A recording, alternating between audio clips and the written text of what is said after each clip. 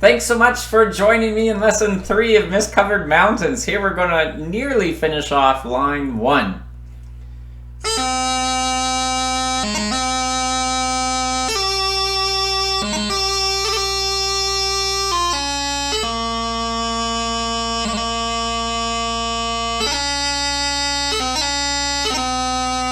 So that's how far we're going to get here in lesson 3. The little chunk we're working on.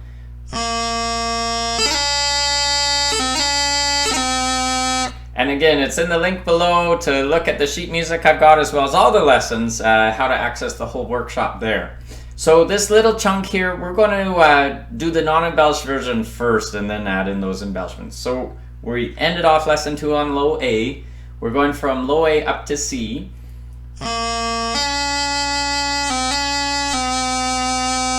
So low A up to C. So we're on low A, pinky finger has to drop down, middle 2 fingers have to come up, boom, we're on the C just like that.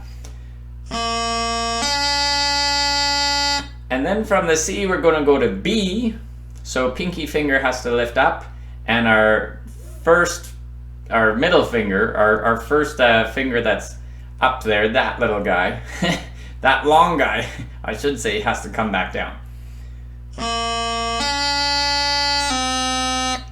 So that's our C to B, and then we go right back up to C. We go right back to where we came. So pinky finger lifts, drop 1 down, lift that guy up, pinky finger comes back.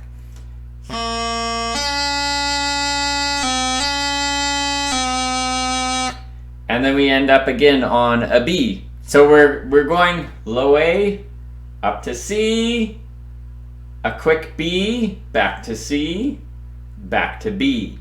So we should end off on B. We're ending off on the second B. We started on low A.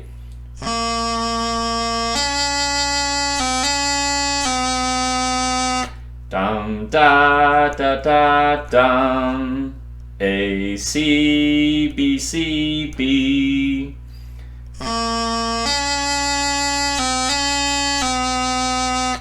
So that's the little chunk. Now, almost, I think every one of these notes has an embellishment. So I gave you the non-embellished version first, so you understand the notes, but let's talk about embellishment options here. And we have a C doubling, our first C doubling of the tune. So from low A up to C with the C doubling. If you want, you could just do a G grace note. But if you are able to do the G grace note, the doubling is really not much harder. So let's take a look. So low A, G grace note finger has to lift. We go up to our C, G grace note finger comes down. So that's the first half of the doubling. Second half, we're already on the C, just lift up and down with that top finger of the bottom hand. That's the second half of the doubling. If we put the 2 together, there's our whole doubling there. And then our next note going down to the B, we're going to a G grace note to get there. So again, that G grace note finger lifts, we do our note transition, then it comes down.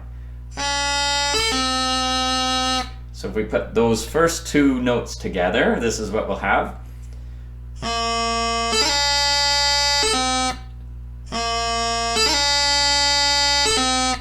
So that's what we have so far.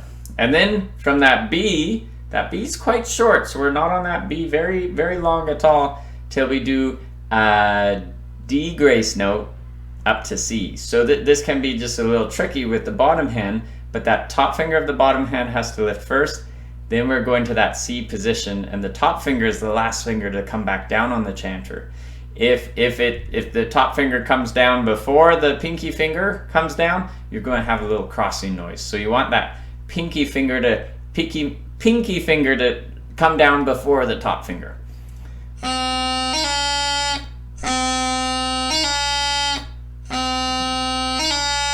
So that's the D grace note from B to C. So if we put that all together, this is what we'll end up with.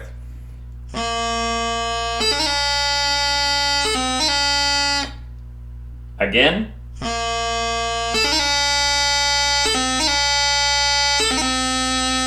And now we have one last doubling. I know this is a busy bit, right?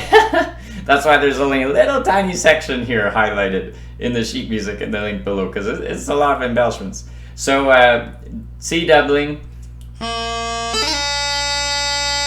Then we have our G grace note down to B. And then we have our D grace note up to C. And then we have our B doubling, which I'll break down in a moment, from C to B. So C, we're already on the C. We're going down to B, we get there with a G grace note, so top finger has to lift. We go down to B, top finger comes down. That's the first half of the doubling.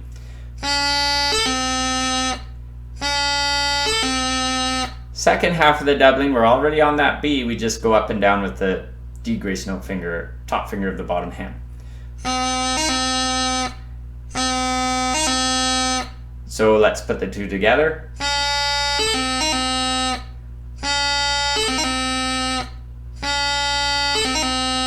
And that's our C to B doubling. So that whole section again once more with embellishments.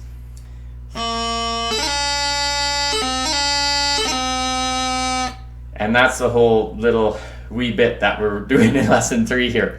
But again, I'll play lesson 1, 2, and 3 all together here for you. I'll do the minimal embellished version first, then the with embellishments. But before I do that, just to highlight where, if you were tapping your foot, where would you tap your foot? And you can even mark off with a little purple line above where you would tap your foot if you're tapping your foot or clapping along to this tune. So it's a 6/8 tune. So you see on the far left of the top line, a 6 above an 8. The 6 tells us there's 6 beats in a bar. The 8 tells us there's the 8th note gets the beat. If that is already making your brain cry for help, too much music theory, don't worry. We'll condense it a lot simpler here in a moment. So 6 beats in a bar. 1, 2, 3, 4, 5, 6. 1, 2, 3, 4, 5, 6. That's a whole lot of foot tapping. So actually, well, I'd suggest we're just going to tap 1, 2, 3, 4, 5, 6. 1, 2, 3, 4, 5. We're just tapping beats 1 and beats 4. So essentially, we're going to treat it as there's 2 beats in each bar. And when I say a bar or a measure of music, we're talking about between one vertical line and the next vertical line. So in the first bar, or the first measure, we have a dotted quarter note. A dotted quarter note, that first B gets a whole beat. Dum, da-dum. The second note, right after that grip, gets another beat. So if I tap my chanter on the table so you can hear.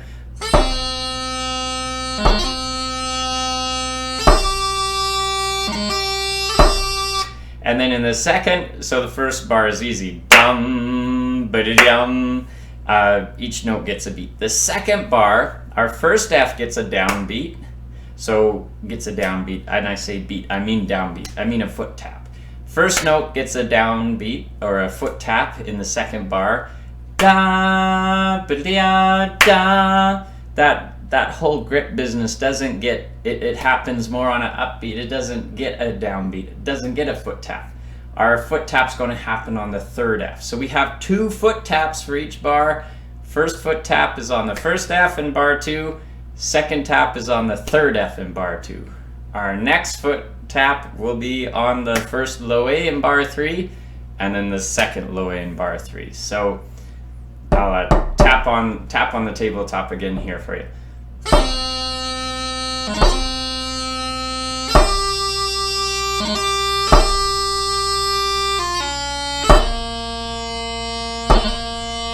And you hear that burl gets the second foot tap. So again, hopefully just even marking above the sheet music where those foot taps fall in place will help you out.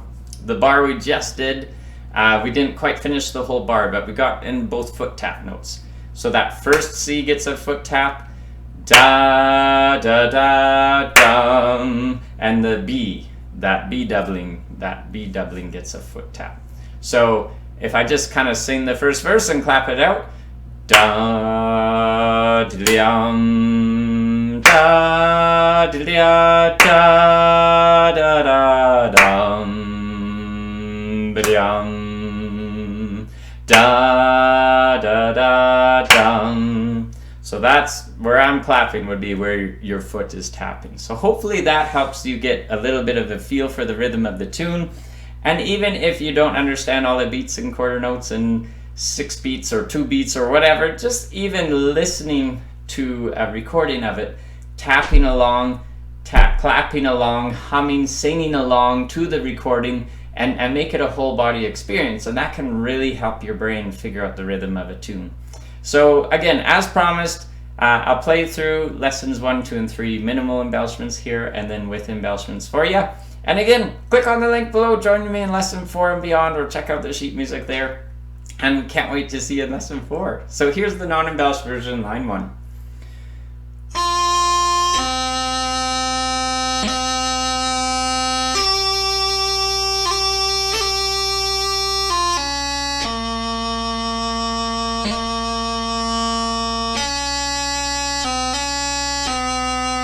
And that's as far as we went in lesson 3, and here's the embellished version.